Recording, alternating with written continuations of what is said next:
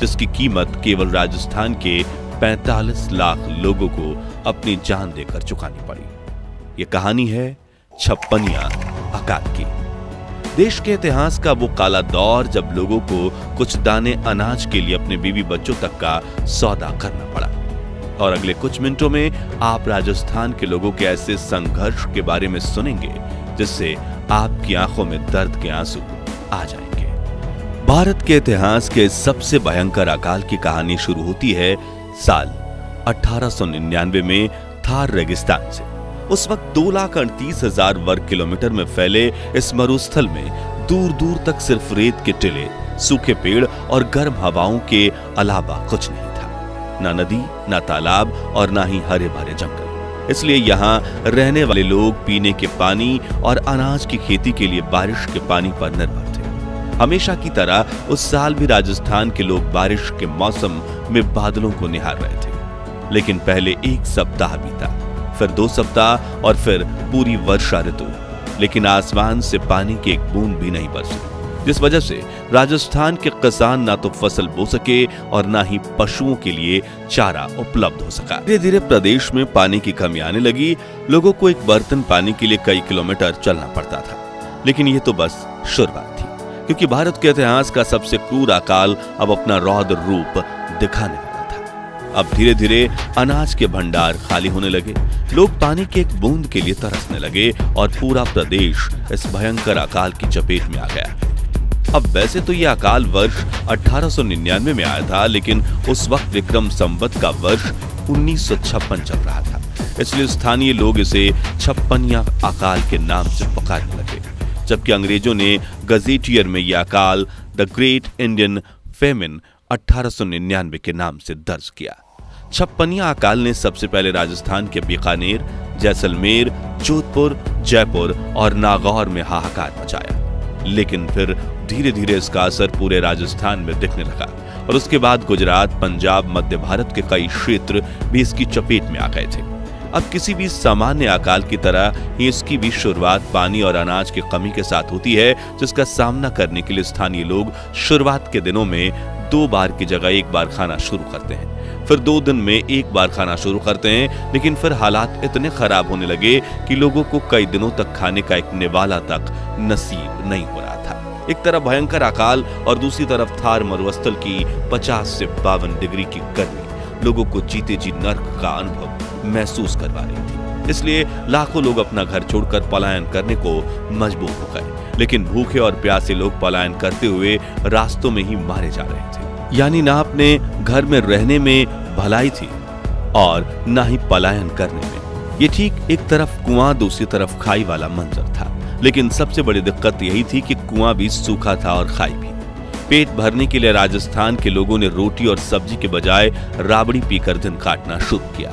लेकिन धीरे धीरे दूध और राबड़ी भी खत्म होने लगी, क्योंकि किसानों के पास अपनी गायों को खिलाने के लिए चारा तक नहीं था। इसलिए गाय, भैंस और बकरी जैसे दुधारू पशु भूख की वजह से तड़प कर मरने लगे। अपने प्यारे पशुओं को मरता देख लोग काफी तड़प रहे थे, लेकिन कुछ कर नहीं पा रहे थे। ऐसे ही कुछ हाल प्रदेश के बाकी पशु पक्षियों का भी था।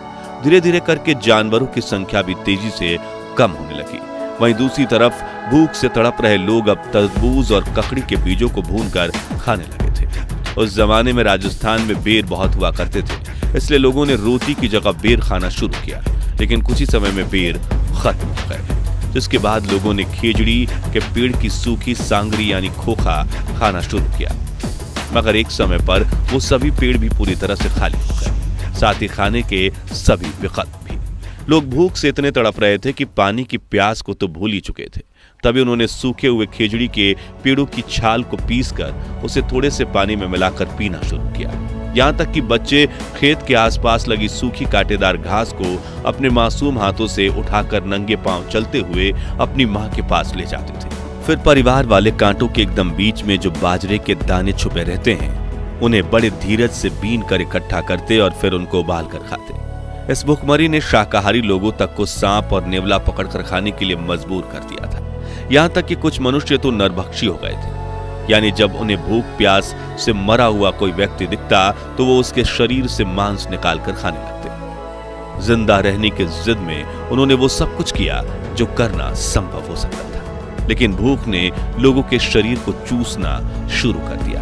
रात दिन भूखा रहने की वजह से उनके शरीर का मांस गायब हो चुका था। भूख ने उनका खून तक चूस लिया था। उनके शरीर की हड्डियां भी दिखने लगी थीं। लोगों का शरीर ऐसा हो चुका था मानो कोई हड्डियों का कंकाल हो, और कमजोरी इतनी कि किसी सहारे के बिना खड़ा होना भी मुश्किल हो चुका था। बच्चों के शरीर का विकास रुक गया था, जवान लोगों का शरीर सिकुड़ने लगा था, और बुजुर्गों के हालात इतने बुरे थे कि वे अपनी खटिया से खड़े तक नहीं हो पाते थे। कई लोगों ने अपने आंगन में लाठियां गाड़ रखी थीं ताकि उनके सहारे उठा बैठा जा सके।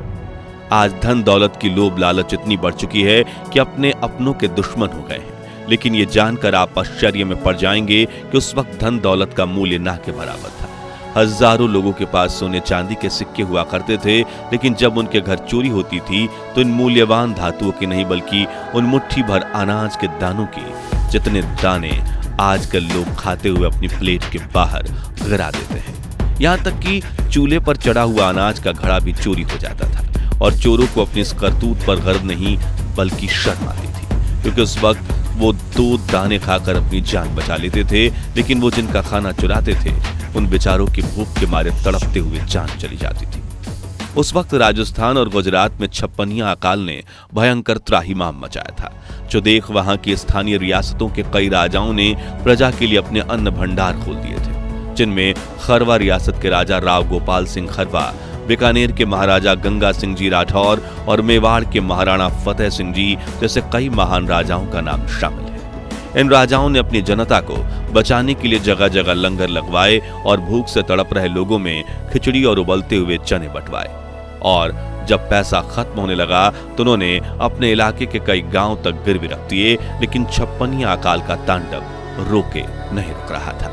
इन वजह से राजाओं ने कई जमींदार और साहूकारों से भी मदद मांगी, जिन्होंने प्रजा के लिए खाने के कई भंडारे लगवाए। इसी बीच सन 1899 में ही लॉर्ड कर्जन की भारत में वायसराय पद पर नियुक्ति हुई, जिनके नेतृत्व में ब्रिटिश सरकार के अधीन आने वाले प्रदेशों में अकाल से प्रभावित लोगों के लिए कुछ राहत शिविर खोले गए, लेकिन उनमें लगभग 25% लोग ही सीमित राहत ले पाए। दरअसल उस वक्त प्रदेश में यातायात की सुविधाएं मौजूद नहीं थी, इसलिए इन राहत शिविरों का फायदा सिर्फ शहर में रहने वाले लोगों को ही मिल रहा था, जबकि दूर दराज गांव में रहने वाले लोग अब भी भूख से तड़प रहे थे।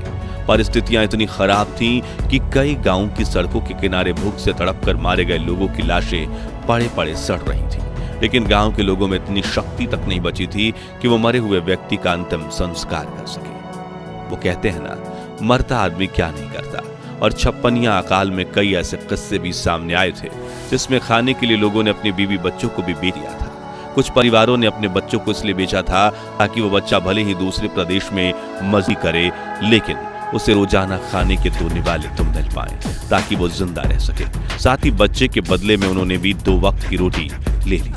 उसी वक्त का एक दर्द भर किस्सा ये भी है कि असहनीय भूख से तड़पते हुए एक किसान ने खेजड़ी की सांगड़ी के बदले अपने धन यानी कि पत्नी को बेच दिया था। पर जब अगले साल जेठ महीने में वर्षा ऋतु की दस्तक हुई और बल गरजने लगे तो उसने अपना सिर पकड़कर अपने किए पर पछतावा करते हुए कहा था, बादल अमड़ घुमड़ कर भले ही खूब गरजते रहे, लेकिन भूख को जो नुकसान पहुंचा था उसने पहुंचा दिया है। दोस्तों, जिस मंजर के बारे में सुनकर ही हमारी रूह कांप जाती है, असल में उन हालातों को अपनी आंखों के सामने देखते हुए भी कुछ क्रूर शासकों और सेठों ने भूखमरी से तड़प रहे लोगों का फायदा भी उठाया। बताया जाता है कि वे लोग केवल 2 बाजरे की रोटी तथा 1 प्याज या फिर 1.5 रोटी और 1 गुण के टुकड़े के बदले में लोगों से दिन भर काम करवाते थे। ऐसे करके उन्होंने अपनी कई हवेलियां भी बनवाई।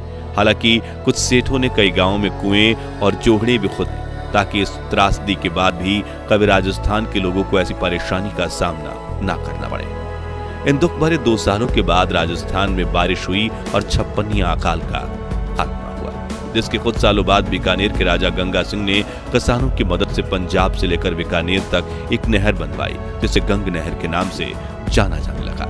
इसके साथ ही कई जोहड़ और कुओं की वजह से राज्य के लोगों को 12 महीने पानी मिलने लगा, और तब से लेकर आज तक इस प्रदेश